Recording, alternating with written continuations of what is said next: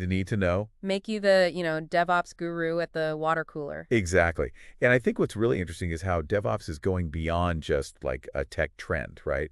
It's changing how companies actually operate, Called it deliver value, yeah. deliver value, the whole thing. So we're talking culture shift, practices, Whole set of tools, yeah. aim for speed and agility. That's the name of the game. Well, and the AWS definition hits on that right away, this high velocity approach to delivering applications and services. Sounds cool. Sounds very That's sort of impressive. Impressive, yeah. But what's that mean, like day to day? Well, think about it. Like, how often is the Amazon's app updating? Or Netflix? Always new features, bug fixes, like a constant stream. Yeah, you're right. I never even think about it. That's DevOps in action. It's because software needs to be constantly evolving to stay well ahead of everything. Okay, so that's the high velocity, meaning more updates, bug fixes, all that coming faster. Right. But how does that change how development teams actually, work? Big thing is breaking down those silos, between teams. You've got your developers writing code, then you've got operations keeping it running. And traditionally, those are very separate. Very separate, which slows everything down. It's like, imagine a restaurant where the chefs make this amazing food, Okay. but then they have to, throw it over a wall to the waiters who've never even seen it before. Chaos. Right. Disaster. Yeah, total inefficiency. DevOps is like saying, hey, let's get those chefs and waiters talking, streamline that flow. Exactly. Much smoother process. Everyone's on the same page. All right, so things are moving faster, but what does that mean for me, the person actually using the software? Does faster always equal better? The million-dollar question. And this is where AWS points out some really interesting benefits, not just for the company, but for the user. Okay, let's hear them. Well, first up is speed. Obviously, you get new features, bug fixes, security updates, all that faster. But it also means companies can respond to user feedback way quicker. So it's not just about getting the new shiny thing, but getting something that actually works, right? Exactly. And that leads to the next benefit, reliability. DevOps isn't about sacrificing quality for speed. It's about building quality in every step of the way. Right, because what good is a new feature if it's buggy and crashes all the time? Exactly. It's a continuous cycle of testing, refining, improving. Less downtime, less frustration for everyone. I mean, think about how much of our lives is online these days. Reliability is essential. Absolutely. And then there's scale. These systems like social media, online banking, they're handling massive amounts of data and traffic. And DevOps helps manage that. Right. It gives you the tools and practices to make sure things run smoothly, even at that huge scale. So even though I might not be a tech person, DevOps is still shaping my online experience. Absolutely. It's kind of the invisible force behind all those smooth-running apps and websites we rely on. And let's not forget that collaboration aspect, right? Between the teams. Yeah, that's huge. When development and operations can work together effectively, everyone wins. Especially the users, I imagine. Especially the users. Smoother, more user-friendly experiences, that's the goal. Okay, I've sold on the collaboration. But what about security? Doesn't all this speed and rapid updating make things more vulnerable? It's a common concern, but actually, security is baked into the whole DevOps philosophy. It's not an afterthought. It's part of every single step. So it's about integrating security measures from the very beginning, not just patching things up at the end. Exactly, and that's really important with all the cyber threats out there these days. You got to be proactive. Well, we've talked about how DevOps benefits companies and users, but is this really relevant to the average person? Is this just a tech industry thing? Not at all. IWS points out something that's become really obvious.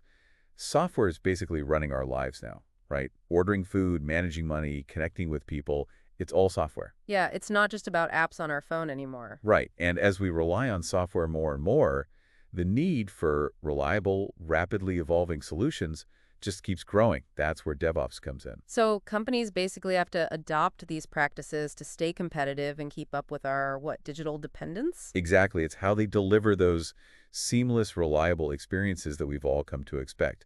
So we've covered the why of DevOps. Now are you ready to get into the how? Let's do it. Unpack some of those practices that make it all happen. Okay, let's dive in. We'll try to keep it clear and relatable, even if you don't, write code for a living. Awesome. Can't wait.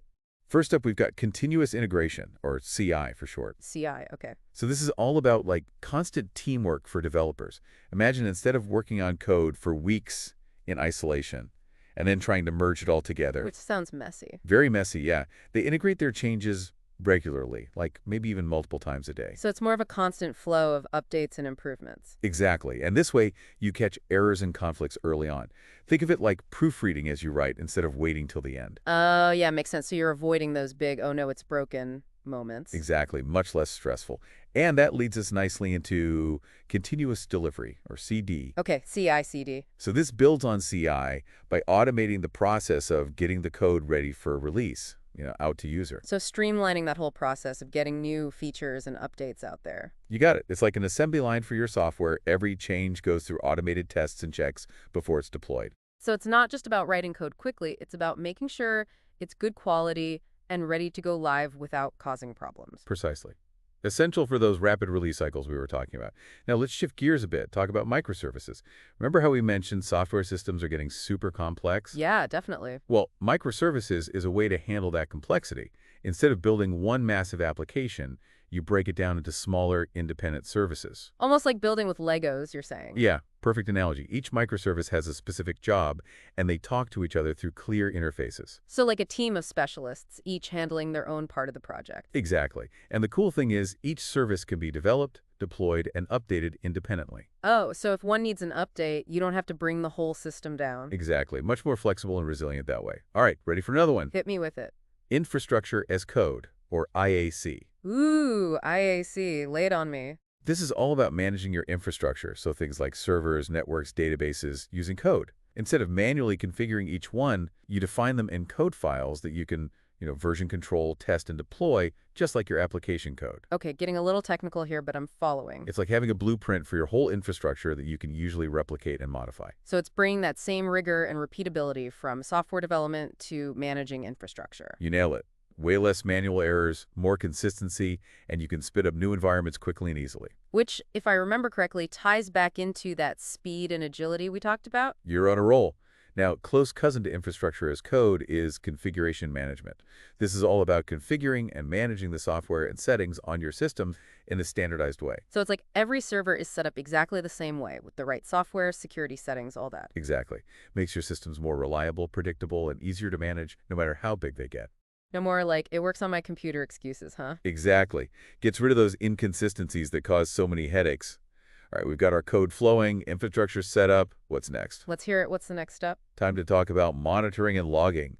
This is all about keeping a close eye on your systems and applications, making sure everything is running smoothly. So like a constant health check. Exactly. You're collecting data on system performance, application errors, user behavior, and then you analyze all that to spot any issues or trends. Sounds pretty data-driven. It is. And remember, with DevOps, we're all about being proactive, right?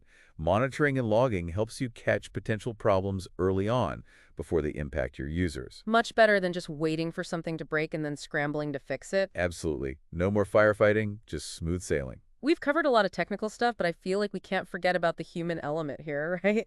You're so right. Communication and collaboration are at the heart of DevOps. It's not enough to just have the right tools. You gotta have a culture where people can work together effectively. Breaking down those silos, open communication, shared responsibility, all that good stuff. You got it. It's about trust, transparency, everyone feeling empowered to contribute, and all working towards the same goal. So DevOps is as much about people as it is about technology. Absolutely. The technology is only as good as the people behind it, right? Well said. We've gone pretty deep here, from continuous integration to monitoring and logging. It's pretty amazing how all these pieces work together. It's like a well-oiled machine, each part playing its role to make the whole thing run smoothly. But it's not just a rigid set of rules, is it? Not at all. It's more of a philosophy, a way of thinking. It's about constantly adapting and improving, finding the right approach for your specific situation. So it's a journey, not a destination. Exactly. And that's what makes it so exciting. DevOps is always evolving, always pushing the boundaries of what's possible in software development. Well, I think it's safe to say we've officially demystified DevOps. We've gone from a buzzword to understanding. Hopefully you've learned a few things you can, drop into conversation at your next tech event. But before we wrap up, I want to leave you with a thought. Think about a time you were frustrated with a buggy app, or a website that crashed, or just a bad online experience. We've all been there. And now the question is, could DevOps have prevented that? Could things have been smoother, more reliable, if those companies had embraced these practices we've been talking about? Yeah, it really makes you think, right? Like, how much of our daily frustration with technology could be avoided with this different approach? It's not just about, fancy tools and jargon. It's about making technology work better for us, for everyone. Absolutely. And that's why it's so relevant, even if you're not, a developer yourself. Okay, so let's do a quick recap, bring it all home. We started by talking about the need for speed, that high velocity development. Right. Companies got to be able to adapt quickly. in this tech world.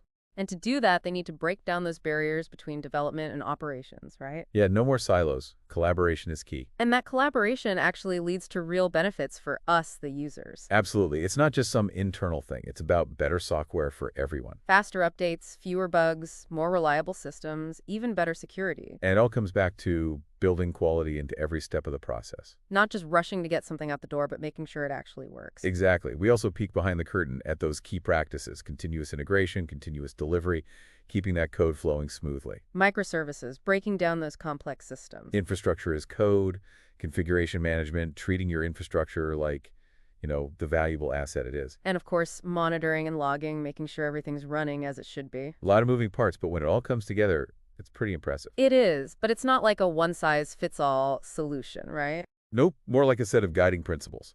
It's about finding what works best for your situation, your company, your goals. So it's a journey. It's about constantly evolving and improving. And that's what makes it so interesting, right? It's not stagnant, it's always pushing the boundaries. Well, I think we can officially say we've demystified DevOps today. Hopefully you're leaving with a better understanding of what it is and why it matters. Yeah, and maybe even some ideas to take back to your own work or just to impress your friends with your newfound tech knowledge. That's it for our deep dive on DevOps. Thanks for joining us, and until next time, keep learning, keep exploring, and maybe even start thinking about how you can bring a little bit of that DevOps magic into your own world.